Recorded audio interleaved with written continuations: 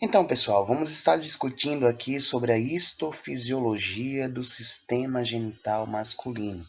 E quando a gente menciona sobre o sistema genital feminino, a gente pode começar falando da gônada masculina, que é o testículo.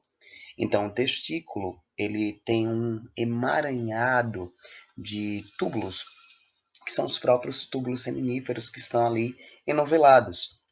Eles compõem ali aqueles lóbulos numa visão anatômica, separados por septos, né, que são compostos por uma túnica albugínea também, com tecido conjuntivo denso. Então, a gente vai ter aí, dentro desses túbulos seminíferos, quando a gente faz um corte, a gente consegue ver grupos de células específicas. Células germinativas, que estão presentes aqui, células não germinativas, que são as células de Sertoli. As germinativas podem ser chamadas também de espermatogênicas, né?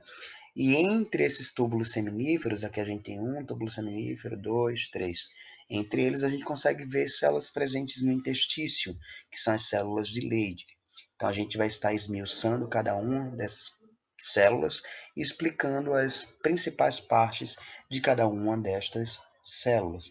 O objetivo aqui então também, assim como no feminino, a gametogênese, no caso a espermatogênese, formação desse espermatozoide, e também temos aí a produção de hormônios também no caso da testosterona. Vale ressaltar também que assim como o feminino, a gente vai ter o estímulo de FSH e de LH. O FSH vai estar estimulando aí a gametogênese, o desenvolvimento do espermatozoide, o LH vai estar estimulando a produção de testosterona. Quando a gente fala das células de Sertoli, as células de Sertoli elas são células grandes, células que se destacam, elas vão aqui dessa parte mais basal até para o lúmen, tá? E ela vai dar suporte para o próprio espermatozoide, nutrir o espermatozoide, constituir, a partir da presença de zonas de oclusão, de uma barreira hematotesticular que impede aí o contato dessas novas células que são os espermatozoides com o próprio sistema imunológico. Então tem uma extrema importância aí as células de Sertoli. Fora que ela também fagocita aquele resto de citoplasma na hora ali da diferenciação, né, da espermiogênese, da diferenciação ali da espermátide para o próprio espermatozoide. Então essas células de Sertoli elas são de extrema importância e que podem ser mais destacadas mais à frente. As espermatogênicas, elas variam de espermatogônias, espermatócitos, até espermátides, que vão estar então formando depois o próprio espermatozoide. Então a espermatogônia ainda é uma célula diploide, né? Para manter as células espermatogônias, a gente tem células que vão estar sofrendo mitose, que vão estar ali funcionando como célula-tronco e se renovando constantemente para produzir novas células espermatogênicas. Quando a gente fala aí exatamente de outra célula aí, começando do lado de fora, né, no interstício, nós temos aí as células de Leydig. A gente pode ver aqui entre esses quatro aqui túbulos seminíferos, nós podemos ver células intersticiais, também chamadas de células de Leydig. Elas têm receptores aí para o LH e elas produzem testosterona, são estimuladas para produzir testosterona. Testosterona é essa que é um andrógeno muito importante para o desenvolvimento das estruturas secundárias do sistema reprodutor masculino, da voz, pelo. Então, até a própria maturação durante a fase embrionária do próprio testículo, das estruturas masculinas que o definem. Então, tudo isso a testosterona vai ter esse papel importante. Lembrando que a testosterona, assim como o estrogênio e progesterona, tem como precursor o próprio colesterol, sendo o colesterol é extremamente importante para a síntese deste hormônio. Vocês veem aqui que é importante para o desenvolvimento aqui das glândulas sexuais acessórias, das características sexuais secundárias, como mencionei, manutenção da espermatogênese no adulto, as várias características sexuais secundárias. Então, assim como também mencionei durante a fase embrionária, importante para o desenvolvimento normal das gônadas no feto. Então, a testosterona, se houver uma deficiência nas enzimas que a produzem, isso pode comprometer o desenvolvimento das gônadas lá durante o desenvolvimento embrionário. Ok, mas antes de avançar um pouco, a gente pode observar aqui um pouco mais das células espermatogênicas. Nas células espermatogênicas, a gente consegue encontrar a célula espermatogônia na periferia. É uma célula menorzinha, como mencionei, ainda é diploide. Elas vão crescer e formar células maiores, que são os próprios espermatócitos. Espermatócito primário, na segunda camada. Então ainda não há divisão. O espermatócito primário ele vai sofrer meiose 1 e vai formar os espermatócitos secundários, numa camada mais depois, menorzinhos. Tá? Depois do espermatócito, esse espermatócito agora secundário, ele já sofreu a meiose 1, que foi reducional. Do espermatócito primário para o secundário, nós temos aí a meiose 1, reducional. O espermatócito secundário, por conseguinte, ele vai estar passando por meiose equacional e formando aí as espermátides. Essas espermátides, por sua vez, vai sofrer espermiogênese e formar os espermatozoides. No final, a gente vai ter 4 células haploides, com a metade do número de DNA, tá? 23 moléculas aí de DNA, de cromossomos, para depois constituir na fase que não está se dividindo as cromátides, né? Ok. Aliás, cromátides não, cromatina. Então, a gente consegue ver melhor aqui o desenvolvimento aí da, da, da própria espermátide para espermatozoide, né? Aqui estamos na transição. Então, aqui vocês conseguem ver também a espermatogônia, do lado aqui a certólia, mais clarinha, maior, um núcleo bem mais claro, espermatogônia menor, mais escura o núcleo. Ambas estão aí na parte mais periférica, né, que a gente consegue ver mais espermatogônia.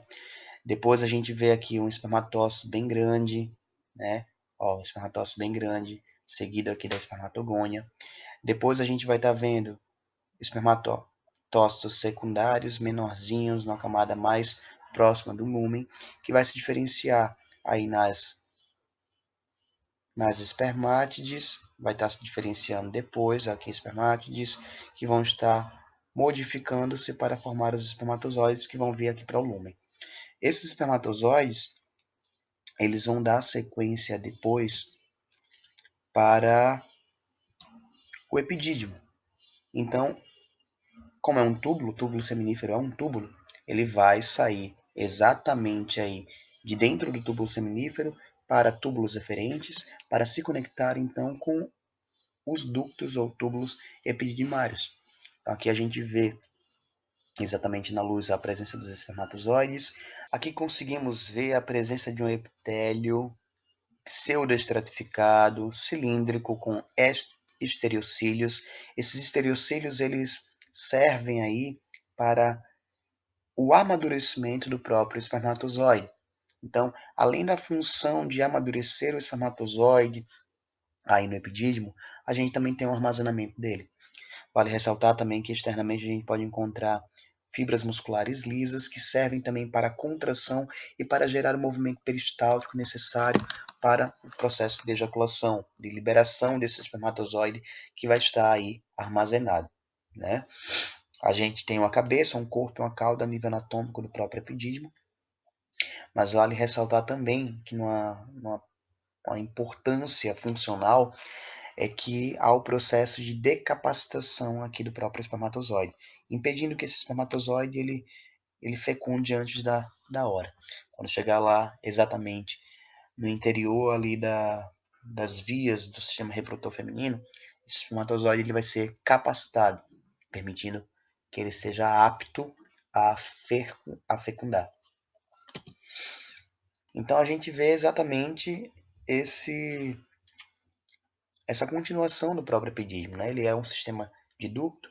A gente consegue ver melhor aqui as fibras musculares lisas, o epitélio pseudoestratificado com estereocílios, vem os estereocílios aqui, e o espermatozoide aqui presente. É um epitélio pseudoestratificado cilíndrico, né, com esses estereocílios.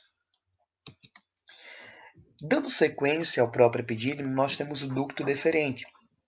Então, o ducto deferente ele vai ascender dentro de uma estrutura que é chamada de funículo espermático, onde a gente vai encontrar aí vasos, artéria, veias, vasos linfáticos, nervos, tudo aí dentro do funículo espermático.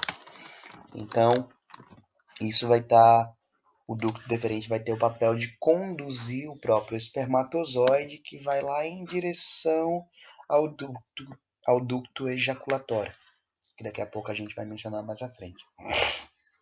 Mas antes de falar do ducto ejaculatório, vale ressaltar que o epitélio do ducto deferente ele é contínuo com o epitélio do epidídimo, sendo também pseudoestratificado, cilíndrico com estereocílios. A gente vai ter um tecido conjuntivo envolvendo esse epitélio externamente, e a gente também vai ter músculo. O músculo que está envolvendo aí o funículo espermático é o músculo cremaster. Então, isso aí é contínuo lá com o músculo do abdômen, que é o oblíquo interno, esse músculo cremaster. A gente vai ter fáscias também envolvendo essa musculatura, que é contínua lá das aponeuroses, das fáscias que envolvem também os músculos do abdômen, que vai estar revestindo aí exatamente esse funículo espermático. Além disso também, a gente tem aí, quando ele ascende, ele vai encontrar o ducto excretor. Na verdade, a sua parte que está próxima do ducto excretor da vesícula seminal é exatamente chamada de ampola, porque é uma porção mais dilatada do ducto deferente. E exatamente a ampola do ducto deferente se une com o ducto excretor da glândula seminal, vesícula seminal, para formar o ducto ejaculatório. E esse ducto ejaculatório ele vai estar passando ali pela própria próstata para desembocar na parte prostática da uretra. Lembrando que essa parte prostática da uretra tem um epitélio de transição, né? Então aí a gente já vai ter a contribuição das estruturas anexas do sistema reprodutor masculino. A glândula seminal, por conseguinte, ela vai ter essas estruturas, esse epitélio glandular, que também é pseudoestratificado colunar. Aqui dentro a gente vai ter o líquido. Esse líquido exatamente contém o conteúdo da glândula seminal, rico em frutose, que vai ajudar a nutrir o próprio espermatozoide. Então, a glândula seminal ela é a primeira a ser mencionada aí das glândulas acessórias do sistema reprodutor masculino. Então, a gente tem a frutose mencionada, que é muito importante aí como carboidrato para nutrir o próprio espermatozoide. E fora tem prostaglandinas, várias proteínas, contendo aí este líquido, né? Outra glândula acessória é a próstata. Então, a próstata encontra-se ali inferiormente a nível anatômico, né, em relação à própria bexiga, por onde vai estar passando o ducto ejaculatório. Então, a gente também vai ter uma função importante para a contribuição do líquido ejaculatório, né, que vai contribuir aí para a formação do sêmen. Esse líquido ele não só vai ter a própria frutose produzida lá pela glândula seminal, mas também tem um líquido alcalino, que vai neutralizar a acidez ali da uretra, causada ali pela própria urina, a uretra masculina, né? Como também neutralizar o pH ácido ali levemente ácido ali da vagina. Então a gente vai poder encontrar aí os alvéolos prostáticos na uretra, tá? E o que eu mencionei para vocês também, a própria uretra prostática. A uretra prostática ela vai ter então um epitélio de transição, porque é contínuo ali também com o epitélio de transição da bexiga, que ela faz contato direto. E por fim a gente tem o pênis. O pênis, não menciona aqui na parte histológica, mas na glândula, a última glândula acessória também é a glândula bulboretral, que vai estar servindo para a produção de um líquido que vai lubrificar ali o próprio pênis, né, a própria glândula do pênis, facilitando a penetração. Mas enfim, o pênis ele é essa estrutura mais externa, tendo ali um corpo e uma raiz, onde vai ter aí também presente corpos com tecido erétil, dois corpos cavernosos, um corpo esponjoso. Externamente o pênis é envolto pela pele, seguindo as camadas histológicas mencionadas da pele, tecido epitelial estratificado pavimentoso, um epitélio, um tecido conjuntivo frouxo, depois um tecido conjuntivo denso. Mas além disso, no próprio pênis, além dos corpos cavernosos, vão ser a túnica albugínea, que envolve o corpo cavernoso, a túnica albugínea cavernosa, e a túnica albugínea esponjosa, que envolve o corpo esponjoso. Então a gente vai conseguir observar esses corpos cavernosos aí exatamente, mostrando aqui que vai estar como tecidos eréteis aí que vão estar prontos para se encher de sangue durante a própria ereção. E assim como lá no sistema reprodutor feminino, a túnica albugínea aqui também é um tecido conjuntivo denso. Vemos aqui a uretra esponjosa. A uretra esponjosa, envolta aí pelo corpo esponjoso, ela é formada por um tecido epitelial pseudoestratificado colunar e algumas partes também estratificado colunar, que em algumas porções também pode até ter um estratificado pavimentoso. Então a gente tem o corpo esponjoso envolvendo essa uretra, a albugínea esponjosa envolvendo o corpo esponjoso, o corpo cavernoso envolto pela sua albugínea cavernosa. Aqui a gente vê a epiderme e a derme. Ok, pessoal? Então são essas as estruturas histológicas do sistema reprodutor masculino.